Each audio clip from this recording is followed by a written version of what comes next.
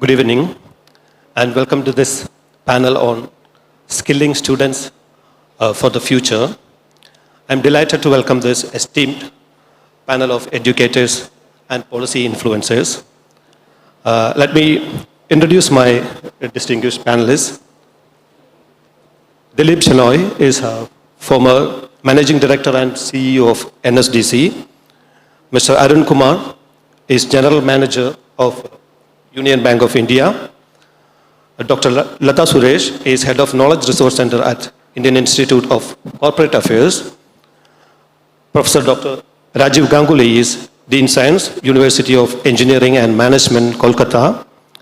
Onkar Bagaria is Trustee and CEO, Vivekananda Global University, Jaipur. I would like to start with Mr. Shenoy. So, what is the biggest mismatch between current student learning and industry expectations? Thank you, Maijo. It's a privilege to be with all of you this afternoon. I think let me just broaden and go to the topic, which was like speak of skilling students for the future. Right? We must actually understand that the future is not linear. It's fast changing, it's cross-disciplinary and deeply uncertain. Students entering the workforce today will likely change careers multiple times and will have to do multiple further learning courses while they are working and therefore must prepare them not just for employment but for constant reinvention. So two things are constant, right? When we sleep, and get up in the morning, knowledge has doubled. But unfortunately, in a 4-year engineering program, for example, the number of learning hours or teaching hours remain constant. Knowledge is doubling, time is remaining constant. So, we have to reinvent what we do. And let me take an example to your specific question now. And take engineering, and for the lack of anything else, let's take 2 surveys. The first survey is the India Skills Report, which is a CII plus AICTE report. So obviously AICTE will be a bit cautious. And the second one is the Graduate Skill Proficiency Mercer Metal Index, right? Now, the first report says that only 71.5% of the students are employable. The second says that only 42.6% of Indian graduates are broadly deemed to be employable with technical and non-technical skill gaps, pulling the average down, right?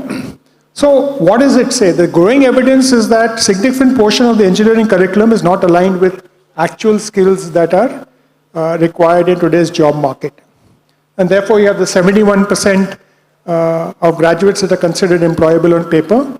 Deeper assessments like the Mercer Metal graduates also show that only 42% of graduates are actually job ready when tested on real world technical and non-technical skills. Now, if you go into high demand areas, and you had the previous presentation by Hindustan University, the employability is even lower at 50%. So, what is interesting is 32% of the curriculum that is taught in first or second year of engineering today becomes obsolete by the time we reach 4th year. And the gap becomes starker by the 4th year of graduation. Right? And the first 2 years is never translated into hands-on skills ever. So, but from an academic point of view, from an education point of view, it is important to learn that.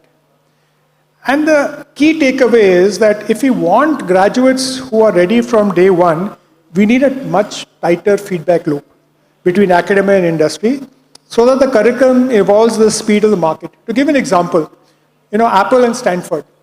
If Apple develops a new application on their iPhone, they immediately share the data with Stanford, and Stanford creates a course to develop it. Now, it's not necessary that this has to be part of the engineering curriculum, for example. It has to be, could be an add-on course. For giving an Indian example, in the early days of fiber, right, all the telecom engineers were found to be unemployable because the telecom companies were looking for students who had experience with fiber, welding fiber, joining fiber, etc. And for an engineering student, they did not realize what welding or dealing with optical fiber meant. It meant like working out in the heat, in the sun, and actually laying the cable down. So that's a challenge, and therefore you added an add-on course, and suddenly everybody became employable. So, to actually answer your question, yes, there is a gap, but there are innovative ways of filling the gap. But going forward, universities and curriculum will have to choose what to teach. So therefore in medicine, right, if you take nursing, there is collaboration between hospitals and nursing colleges, let's say in the US and Australia, is what do you leave out and what do you teach? Because you've only got X number of hours. And that's the way it is going to evolve in the future. Lata ma'am, next question is to you. How can academia better align with corporate expectations? First of all, good evening to all of you. And I am really very grateful to the Week and Malayalam Manorama for inviting me. Suddenly I realized I am the only female in this panel since morning. Anyway, coming up to your question, that is how academia can collaborate with the industry, right? Actually, if you go through the yesteryears, you will realize most of the education is coming back to India. हमारा जो knowledge था वो यहाँ से गया वापस हमारे पास ही आ रहा है. Actually, this NEP 2020, it should have been much more before this 2020. We realized it very late. Since we were practicing this in the ancient year as well. Multidisciplinary, what is this multidisciplinary? We were teaching it in our Gurukulas, right? Each and every subject was being taught during the ancient period. Then actually after this Macaulay education, when it came into India, we started rot education, actually ratification wala education, that is rot education. So I'm sure this NEP 2020 is going to be a revolutionary one in terms of education. So as all the speakers have mentioned, industry requires skilled personnel, creativity, innovation, that is what is required. I was in a panel of one of the educational institute as an expert, subject expert. They received 28 plus applications and none found suitable. They all were qualified. They all were excellent in their academics, but when the practical aspect was asked, none of them could able to answer even a single question. So first is, after 10 plus 2 itself, this R&D, that is research and innovation, should be inculcated in the school curriculum, because they should know what is research, how it is to be done, and what are the parameters to be followed as per the industry norms, because that is what is lacking in most of the educational institutes. They don't know how to do the research, how to innovate, how to create. Actually, in the schools also, when students are asking any questions, what is happening is, we know how, but we do not know what and how to do that, right? So we need to know that. In the morning session, Professor Jagdish Kumar, he has said, Chintan, Manan, Sankirtan. That is what is required now again. So NEP 2020, I think it is going to be a landmark policy for the school education, for the students, and I hope this Secondly, what I think about the industry is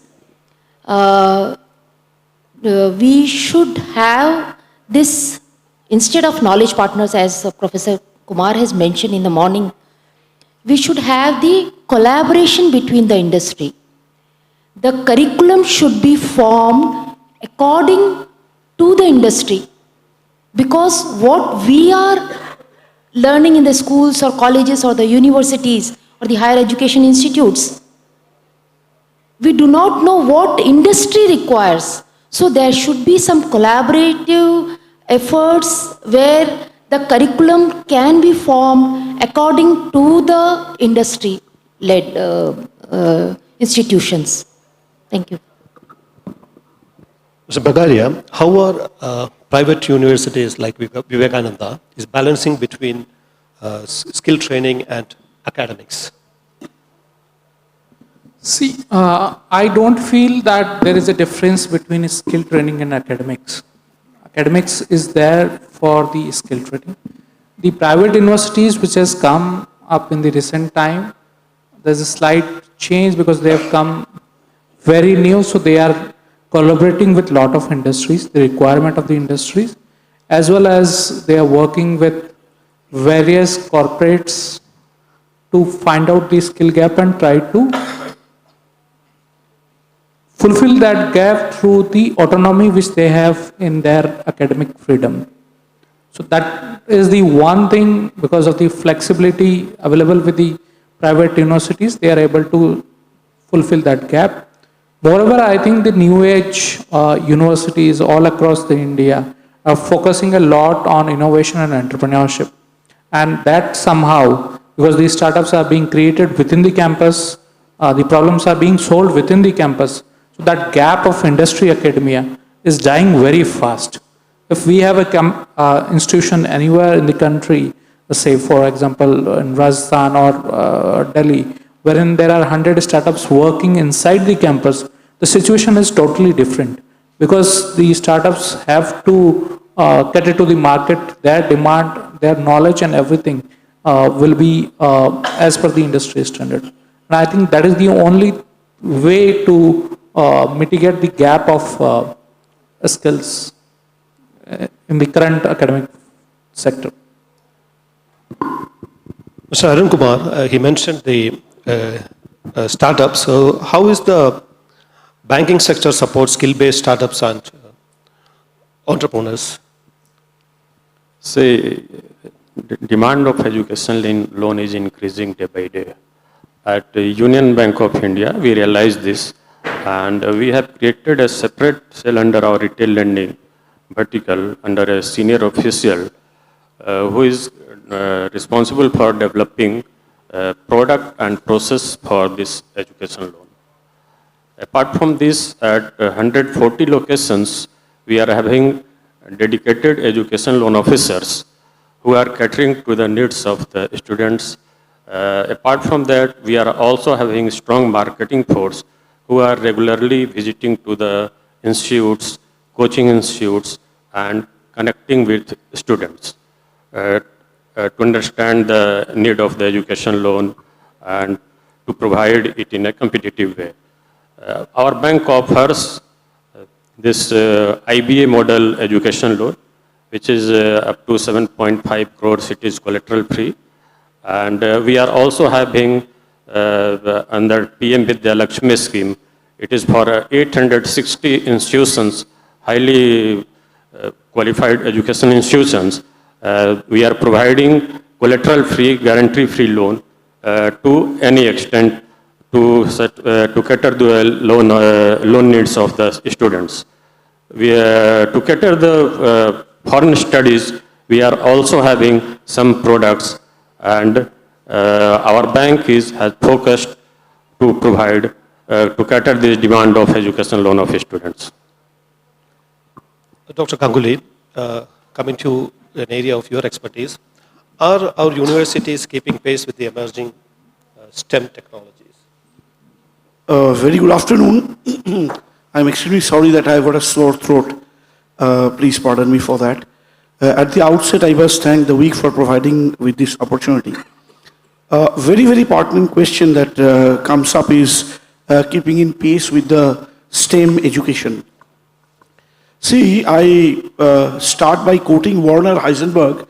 It is said, he said once, that science builds the principles on which technology gets developed. These are not the exact words, but the essence of the story.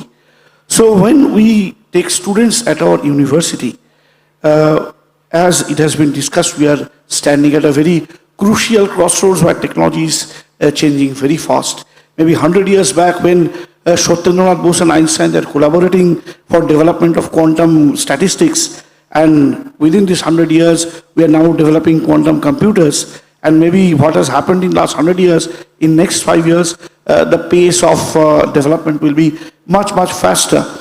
So when we are standing here, it is very, very critical to maintain, as Sir was pointing out, to maintain the balance between whatever is taught in the first few semesters, giving them an understanding about the basic principles of science which gets applied to technology, subsequently gaining a lot of expertise in the areas in which the industry has a huge demand. So to cater to this, one of the most important things that we do, we have incorporated, as we know, there are various stakeholders, students, guardians, alumni, and one of the most important stakeholders are the industry. When we talk about our university, our system, we have made industry not just by the name of stakeholder, we have incorporated them into our system. When the first year students come, the students, they are given a 15 days orientation program in which on each and every day, experts from various industries, they do come and give a general lecture about what is the expectation. Because many students come into teaching, come into the course, but they do not actually have any idea. They are just going with the flow. So give them about ideas of the various aspects. Maybe there is requirement of machine learning, electric vehicles are coming up, renewable energy is coming up, biotech is coming up in a big way. So various other things. So they get exposure. The second part is the board of studies. At our university, our changing of syllabus is very, very fast. We have seen that in one semester also we have changed because we have members of industry into our board of studies. That's the departmental board which decides on the syllabus. And as we know that technology is changing very fast, we have bi-monthly meeting in which we keep on reviewing the syllabus. Maybe some skills needs to be incorporated. We may organize some special training programs in addition to the normal teaching, and we try to impart the skills. The third important part is we have alumni mentoring. Those who are having exposure in many years in the industry, they come because when we teachers talk, students hear. But when their seniors talk, they have a better communicating effect because they feel that I can reach that level because that my dada or my senior or my didi, she was or he was sitting like me a few years back here.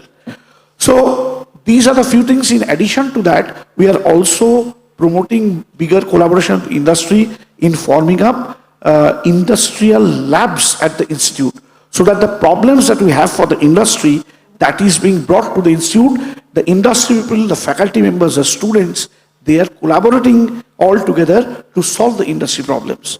Very recently, we have done one big work with Coal India. We have given them a solution in a hackathon, and we have got a good fund. So we are keeping on doing many such activities. We are doing many such MOUs, and not just for the sake of signing. We have made industrial labs in which we are promoting. So this entire feedback loop on a continuous basis is actually playing a very important role in STEM education. Dr. Lada mentioned NAP 2020 should have been there earlier. Mr. Shenoy, has this NAP changed our approach to vocational training? Thank you. I think yes, simply the NEP has significantly reshaped how vocational training is perceived. But if you look at the draft skills policy, which is just under consideration, they want to replace vocational with skills. So let's say reshaped how skills training is perceived. It actually moves skills from the margins to the mainstream. Starting from grade 6, it's just very interesting. When I was in grade 6 and 7 and 8, right, I actually used to do things what they like to do. We did carpentry, we were taken to a farm. There was no IT at that time, so we did not do coding. It breaks the stigma around skills tracks and allows for seamless credit transfer between academic and skill pathways to a national skills credit framework, which is a very interesting part. And also it promotes the integration with higher education and enabling students to both pursue a degree and a skill certification. Actually, if implemented well, NEP could finally normalize the idea that hands-on, job-oriented training is not inferior, but is essential for a future-ready workforce. I think in this context, and I don't know if the UGC chairperson talked about it earlier, but UGC has recently moved to integrate recognition of prior learning into higher education.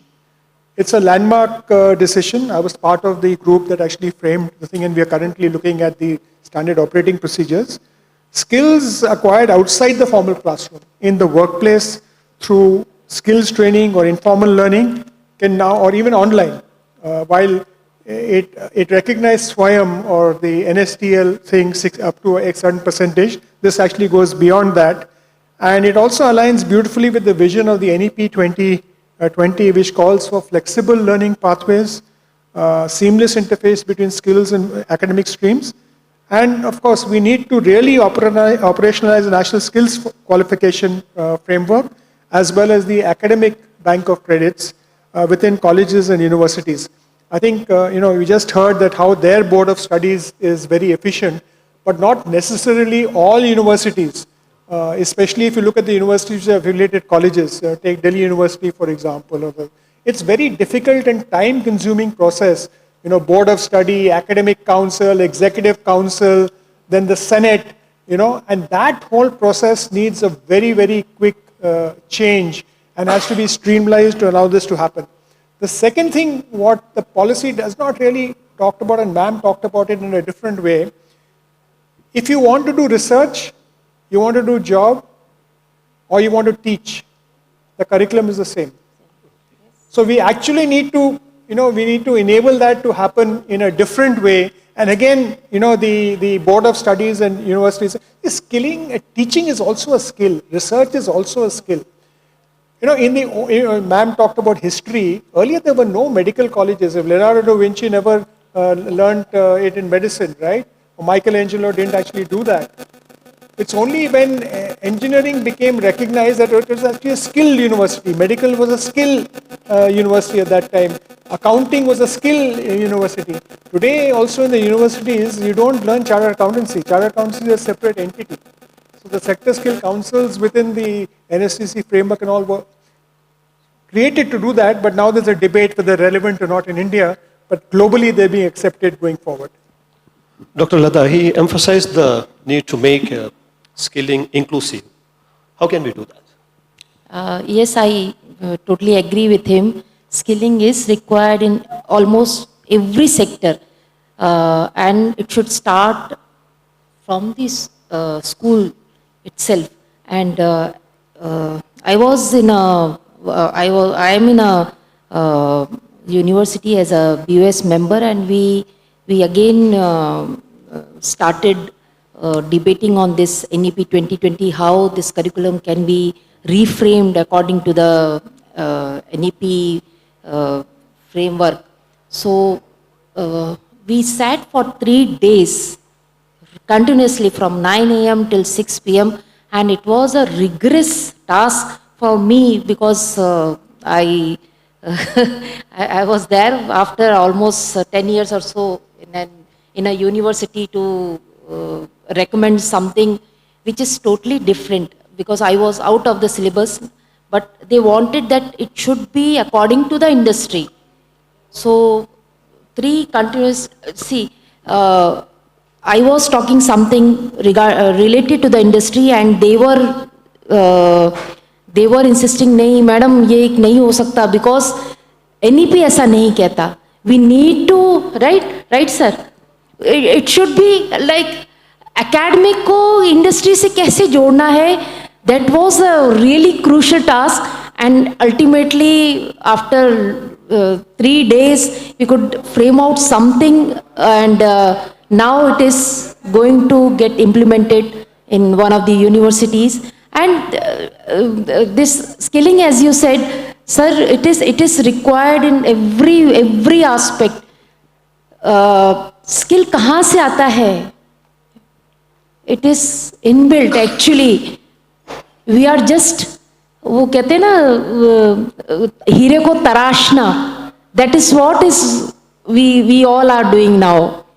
Everybody has some or the other skill. The universities and other institutions, they are just polishing you to become that. Since we are talking about NEP has actually now came out with that particular framework which is known as multidisciplinary. अगर आपको ये नहीं कर सकते हो तो इसमें जा सकते हो. There is a choice for you. Previously, when a student used to receive for 50%, parents used to say कि आप arts ले लो, you cannot do science, right? Universities admission ही नहीं देती थी. 50 and above commerce, 70 above है तो science. ये only there were 3 streams. Now you see there are multiple streams. I think this education system is really revolutionized. And secondly, I have been to many countries, and believe me, each and every country, they respect India for their education system.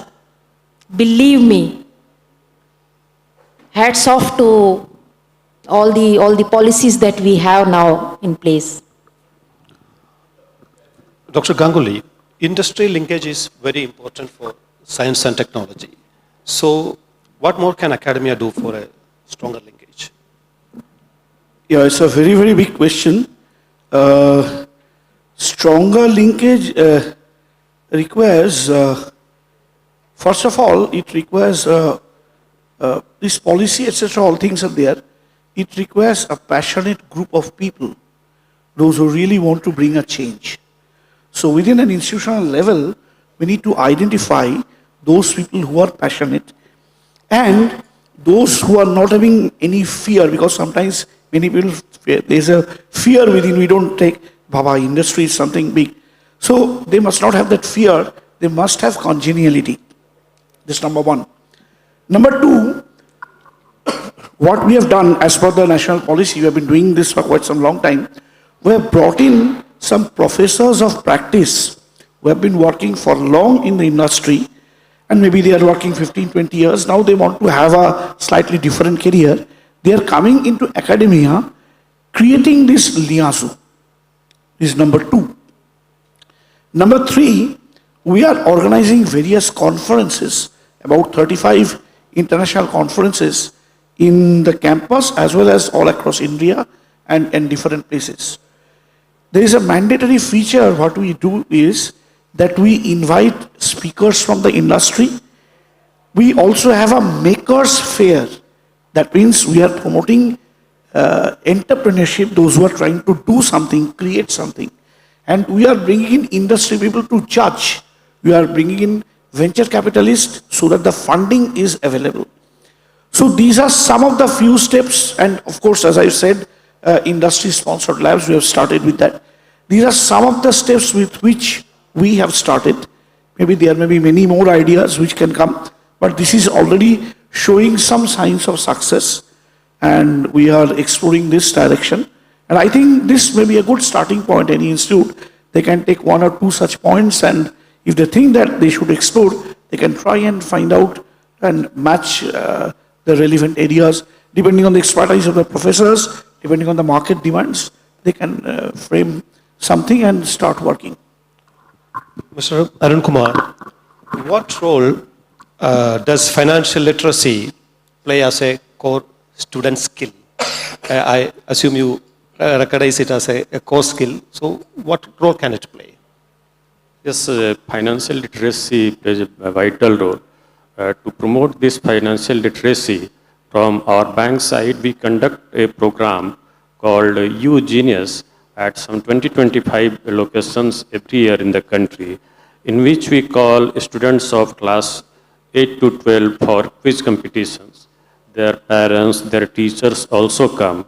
And we open their no-frill account, say it starts from zero balance account, so that they can develop some banking habit. We tell about them what are the opportunities available for educational loan if they are going for any higher studies. Because if students from even lower class of society, whether due to their economic condition and middle class, also aspirations to have higher education, which is now costly, and they are not able to pay from their pocket. We educate them how bank is coming to help them by through the education loan. We also in such symposia tell them why it is necessary to repay the loans. So the cycle goes on by taking loans, repayment behavior like that. So financial literacy plays a vital role in this. Thank you. Mr. Pagadia. Are we training our students for a resilient career or just the first job? See, the main aim of any education institution, be it a higher education or a school education, is to make people understand, the student understand the importance of learning for life.